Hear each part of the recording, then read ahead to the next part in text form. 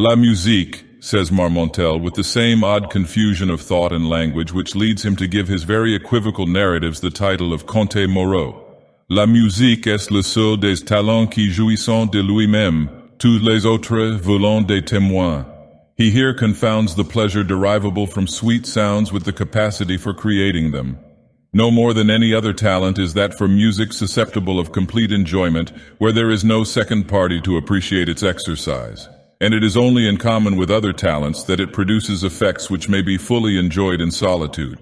The idea which the raconteur has either failed to entertain clearly or has sacrificed in its expression to his national love of point is doubtless the very tenable one that the higher order of music is the most thoroughly estimated when we are the most exclusively alone. The proposition in this form will be admitted at once by those who love the lyre for its own sake and for its spiritual uses.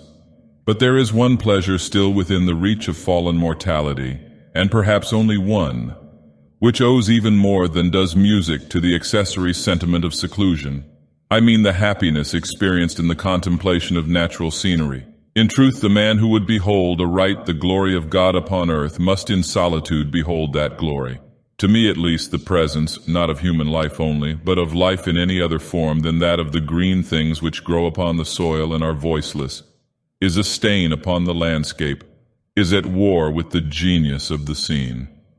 I love indeed to regard the dark valleys and the gray rocks and the waters that silently smile, and the forests that sigh in uneasy slumbers, and the proud, watchful mountains that look down upon all.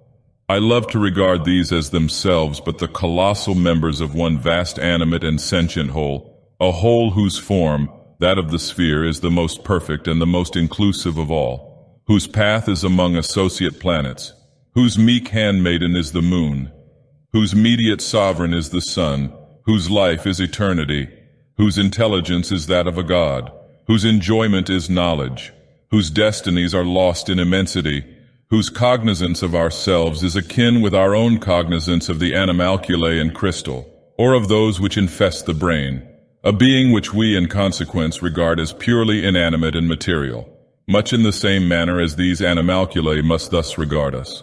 Our telescopes and our mathematical investigations assure us on every hand, notwithstanding the cant of the more ignorant of the priesthood, that space, and therefore that bulk, is an important consideration in the eyes of the Almighty. The cycles in which the stars move are those best adapted for the evolution without collision of the greatest possible number of bodies. The forms of these bodies are accurately such as, within a given surface, to include the greatest possible amount of matter, while the surfaces themselves are so disposed as to accommodate a denser population than could be accommodated on the same surfaces otherwise arranged. Nor is it any argument against bulk being an object with God that space itself is infinite, for there may be an infinity of matter to fill it. And since we see clearly that the endowment of matter with vitality is a principle, indeed as far as our judgments extend, the leading principle in the operations of deity, it is scarcely logical to imagine that it is confined to the regions of the minute, where we daily trace it, and that it does not extend to those of the august. As we find cycle without end, yet all revolving around one far distant center which is the Godhead, may we not analogically suppose in the same manner life within life, the less within the greater and all within the Spirit divine? In short, we are madly erring through self-esteem in believing man in either his temporal or future destinies to be of more moment in the universe than that vast clod of the valley which he tills and contemns, and to which he denies a soul for no more profound reason than that he does not behold its operation. These fancies, and such as these, have always given to my meditations among the mountains and the forests, by the rivers and the ocean, a tinge of what the everyday world would not fail to term fantastic. My wanderings amid such scenes have been many and far-searching and often solitary, and the interest with which I have strayed through many a dim, deep valley, or gazed into the reflected heaven of many a bright lake, has been an interest greatly deepened by the thought that I have strayed and gazed alone. What flippant Frenchman was it who said in allusion to the well-known work of Zimmermann that la solitude est une belle chose, mais il faut quelqu'un pour vous dire que la solitude est une belle chose? The epigram cannot be gainsayed, but the necessity is a thing that does not exist. It was during one of my lonely journeyings amid a far distant region of mountain locked within mountain, and sad rivers and melancholy tarns writhing or sleeping within all, that I chanced upon the rivulet and island which are the subject of our engraving.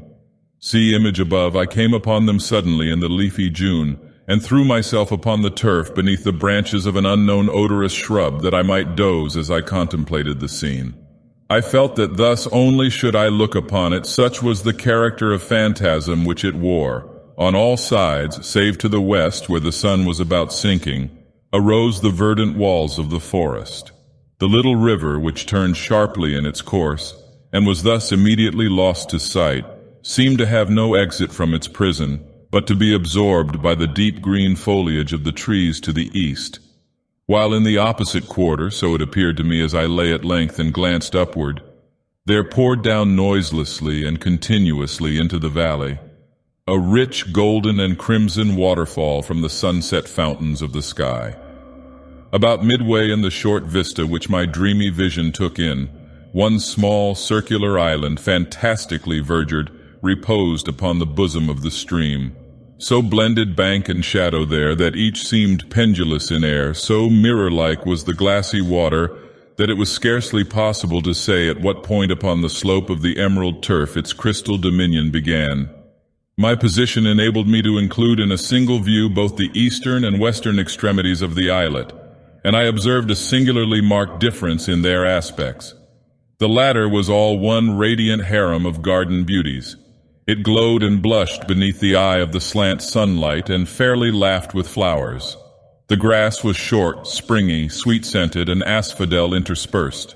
The trees were lithe, mirthful, erect, bright, slender, and graceful, of eastern figure and foliage, with bark smooth, glossy, and parti-colored.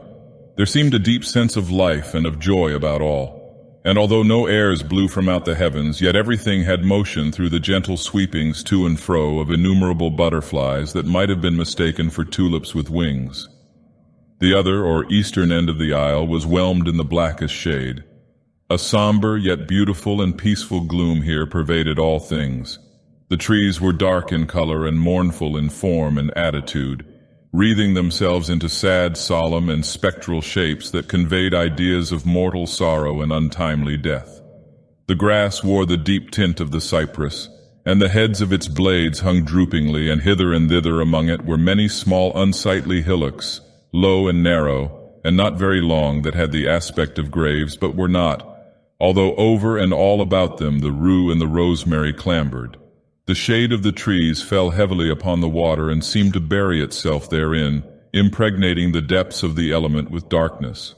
I fancied that each shadow, as the sun descended lower and lower, separated itself sullenly from the trunk that gave it birth and thus became absorbed by the stream, while other shadows issued momently from the trees, taking the place of their predecessors entombed. This idea, having once seized upon my fancy, greatly excited it, and I lost myself forthwith in reverie. If ever island were enchanted, said I to myself, this is it. This is the haunt of the few gentle fays who remain from the wreck of the race. Are these green tombs theirs? Or do they yield up at all their sweet lives as mankind yield up their own? In dying, do they not rather waste away mournfully, rendering unto God their existence little by little, as these trees render up shadow after shadow, exhausting their substances unto dissolution, what the wasting tree is to the water that imbibes its shade, growing thus blacker by what it preys upon, may not the life of the fay be to the death which engulfs it?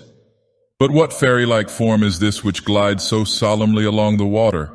As I thus mused with half-shut eyes, while the sun rapidly sank to rest, and eddying currents careered round and round the island, bearing upon their bosom large dazzling white flakes of the bark of the sycamore, flakes which in their multiform positions upon the water a quick imagination might have converted into anything it pleased. While I thus mused, it appeared to me that the form of one of those very fays about whom I had been pondering made its way slowly into the darkness from out the light at the western end of the island. She stood erect in a singularly fragile canoe and urged it with the mere phantom of an oar. While within the influence of the lingering sunbeams, her attitude seemed indicative of joy. But sorrow deformed it as she passed within the shade. Slowly she glided along and at length rounded the islet and re-entered the region of light. "The revolution which has just been made by the Fae," continued I musingly, "is the cycle of the brief year of her life. She has floated through her winter and through her summer.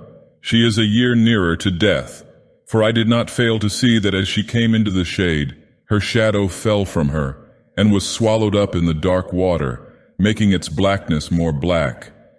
And again the boat appeared and the Fae. But about the attitude of the latter there was more of care and uncertainty, and less of elastic joy. She floated again from out the light and into the gloom which deepened momently, and again her shadow fell from her into the ebony water and became absorbed into its blackness. And again she made the circuit of the island while the sun rushed down to his slumbers.